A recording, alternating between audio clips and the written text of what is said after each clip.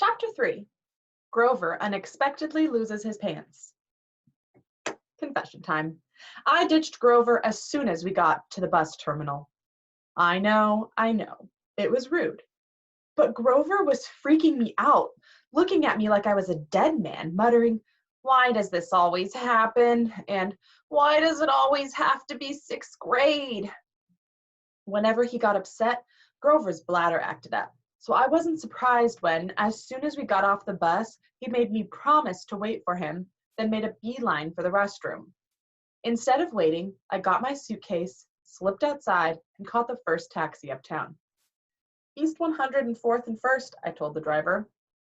"A word about my mother before you meet her. Her name is Sally Jackson, and she's the best person in the whole world, which just proves my theory that the best people have the rottenest luck. Her own parents died in a plane crash when she was 5, and she was raised by an uncle who didn't care much about her. She wanted to be a novelist, so she spent high school working to save enough money for a college with a good creative writing program. Then her uncle got cancer, and she had to quit school her senior year to take care of him. After he died, she was left with no money, no family, and no diploma. The only good break she ever got was meeting my dad. I don't have any memories of him, just this sort of warm glow, maybe the barest trace of a smile. My mom doesn't like to talk about him because it makes her sad. She has no pictures. See, they weren't married. She told me he was rich and important and their relationship was a secret. And then one day he set sail across the Atlantic on some important journey and never came back. Lost at sea, my mom told me. Not dead. Lost. At sea. She worked odd jobs, took night classes to get her high school diploma, and raised me on her own. She never complained or got mad, not even once. But I knew I wasn't an easy kid. Finally, she married Gabe Ugliano, who was nice the first 30 seconds we knew him and then showed his true colors as a world-class jerk. When I was young, I nicknamed him Smelly Gabe. I'm sorry, but it's the truth. The guy reeked like moldy garlic pizza wrapped in gym shorts. Between the two of us, we made my mom's life pretty hard. The way Smelly Gabe treated her, the way he and I got along, well, when I came home is a good example. I walked into our little apartment hoping my mom would be home from work. Instead, Smelly Gabe was in the living room playing poker with his buddies. The television blared ESPN.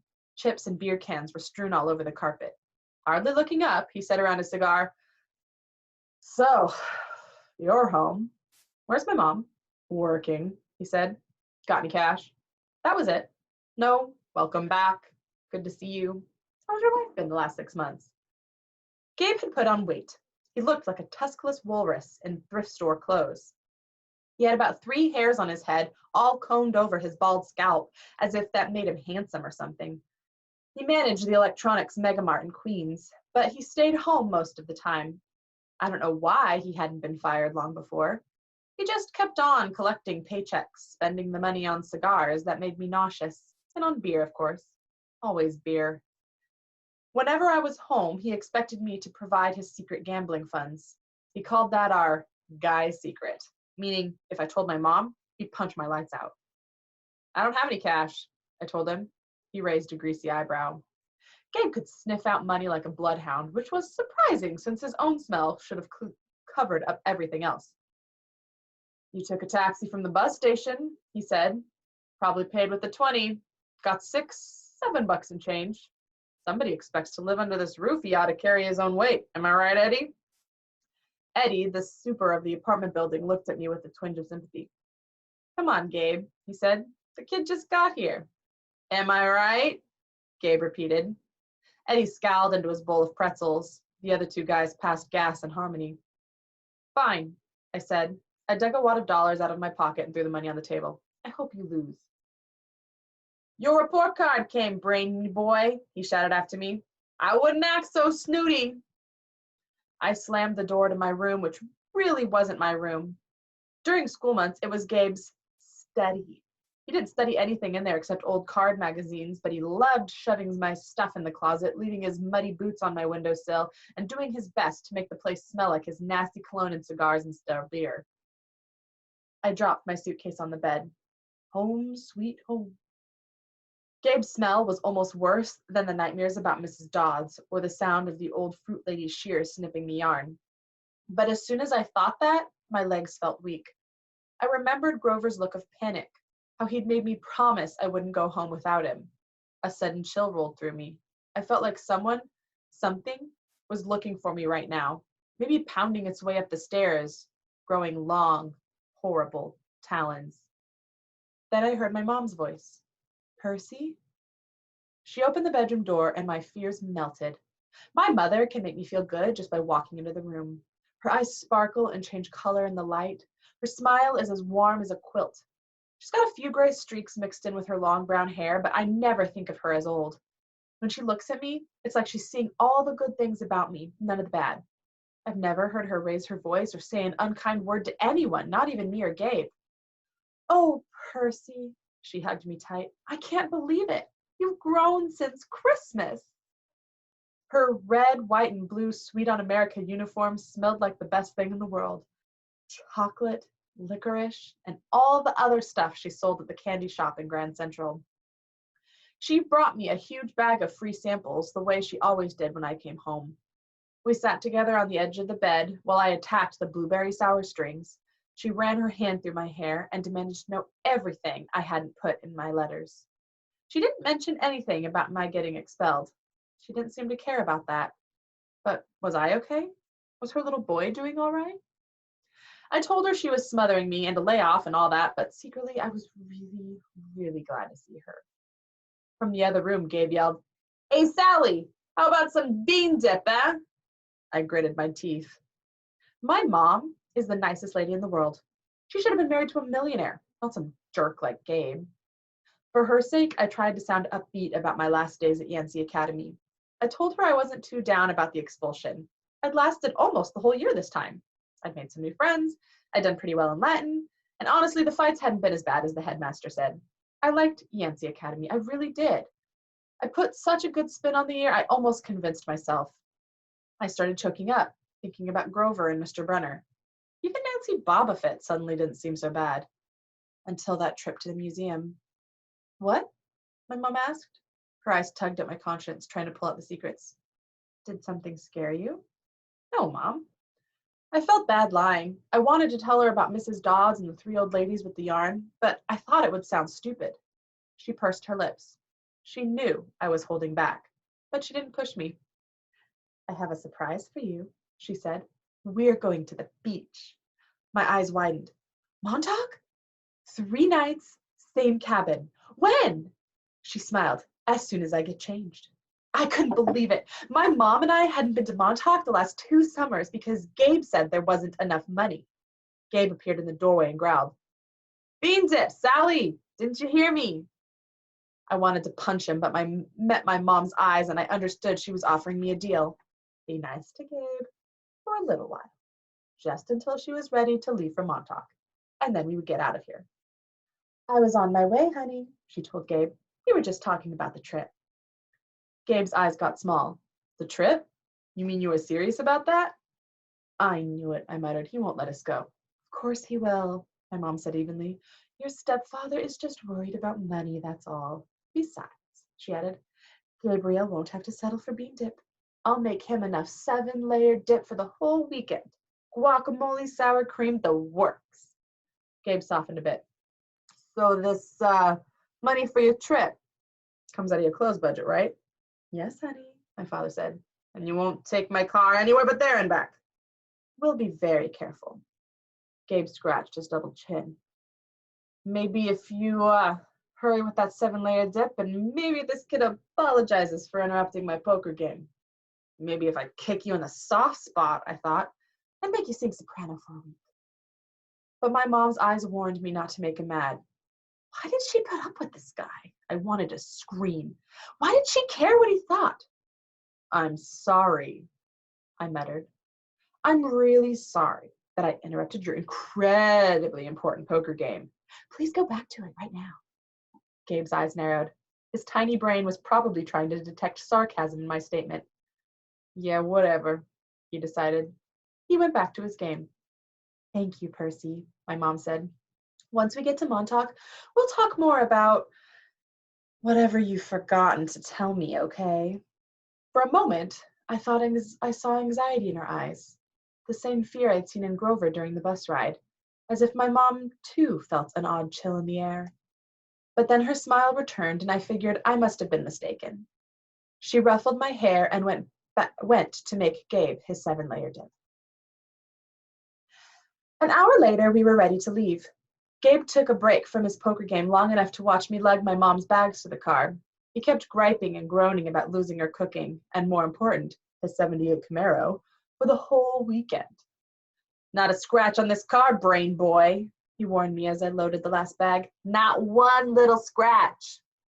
Like I'd be the one driving. I was 12. But that didn't matter to Gabe. If a seagull so much as pooped on his paint job, he'd find a way to blame me. Watching him lumber back toward the apartment building, I got so mad I did something I can't explain.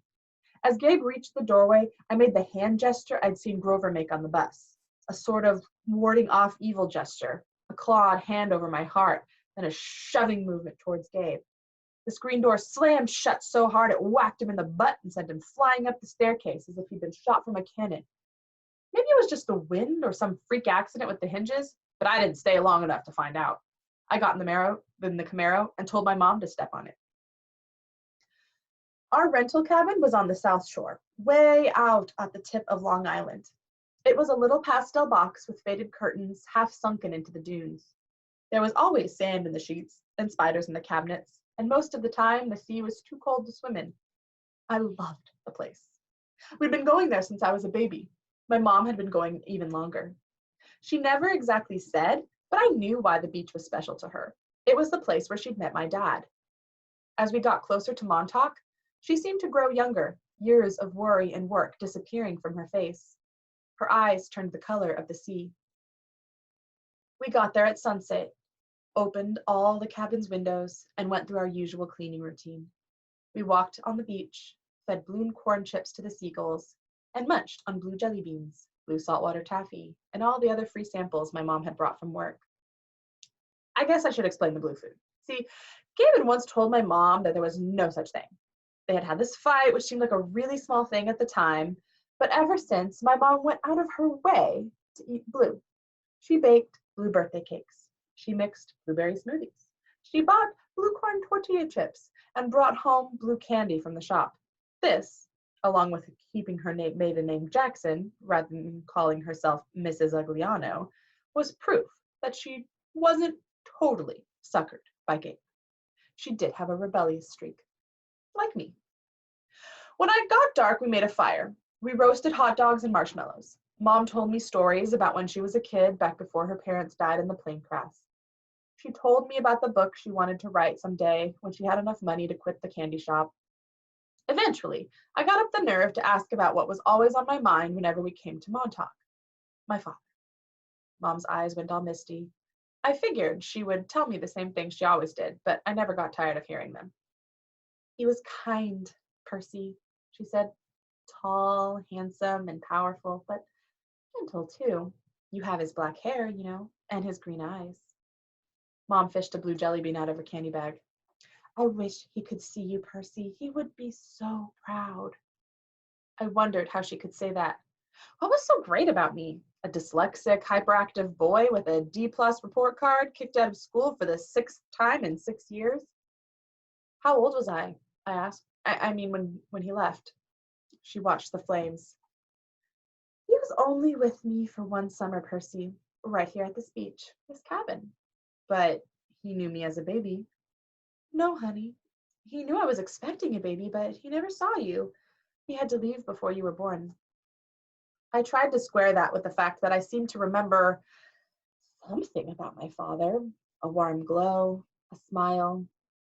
I had always assumed he knew me as a baby. My mom had never said it outright, but still, I felt it must be true.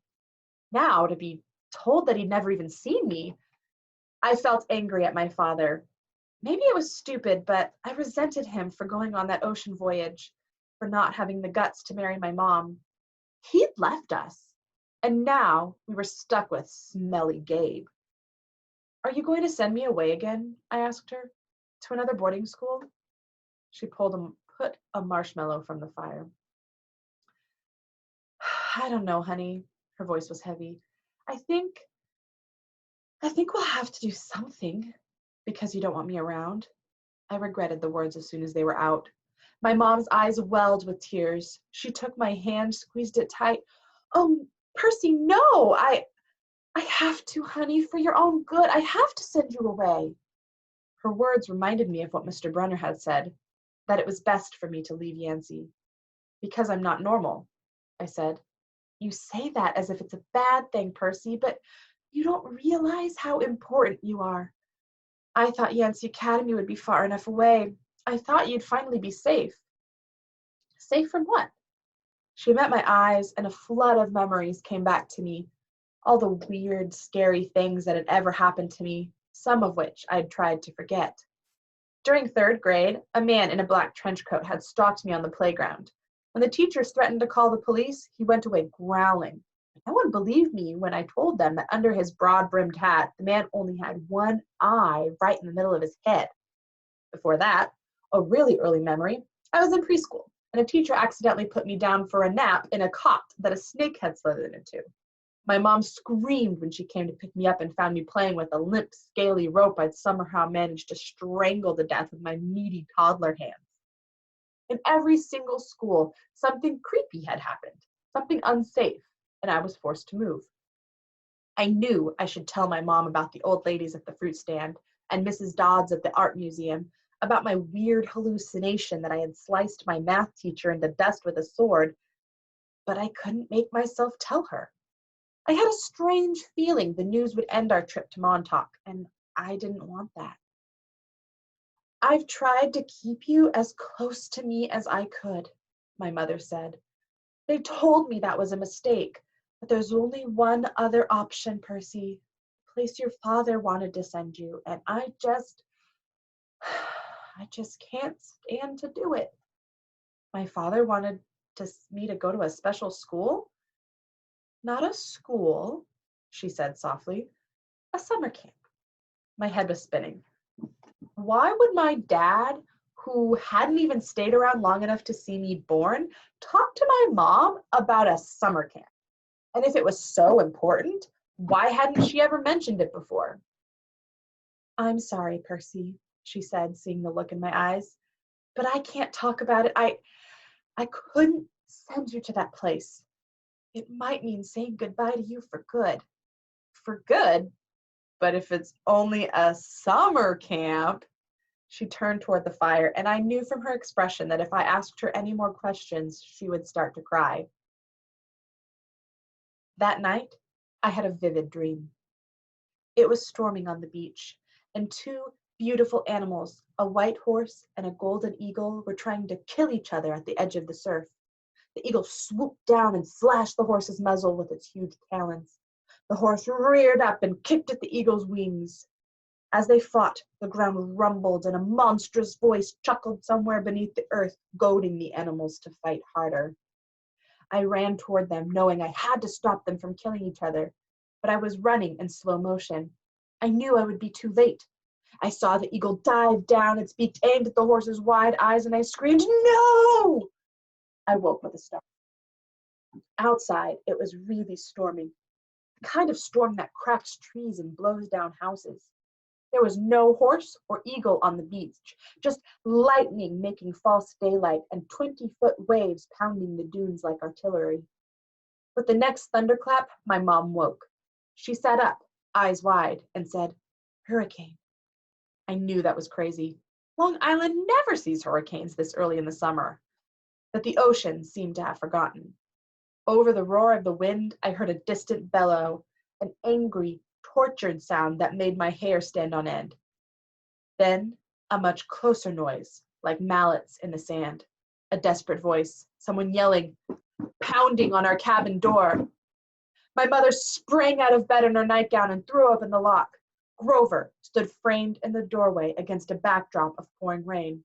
But he wasn't exactly Grover. "Searching all night," he gasped. "What were you thinking?" My mother looked at me in terror, not scared of Grover, but of why he'd come. "Percy," she said, shouting to be heard over the rain, "what happened at school? What didn't you tell me?" I was frozen, looking at Grover. I couldn't understand what I was seeing. "Ose ka'aloitadio," he yelled. "It's right behind me. Didn't you tell her?" I was too shocked to register that he just cursed in ancient Greek, and I'd understood him perfectly. I was too shocked to wonder how Grover had gotten here by himself in the middle of the night, because Grover didn't have his pants on, and where his legs should be, my mom looked at me sternly and talked in a tone she'd never used before. Percy, tell me now. I stammered something about the old ladies in the fruit stand and Mrs. Dodds, and my mom stared at me, her face deathly pale in the flashes of lightning. She grabbed her purse, tossed me my rain jacket, and said, "Get to the car, both of you. Go." Grover ran for the Camaro, but he wasn't running. Exactly. He was trotting, shaking his shaggy hindquarters, and suddenly his story about a muscular disorder in his legs made sense to me. I understood how he could run so fast and still limp when he walked, because where his feet should be, there were no feet. They were cloven hooves.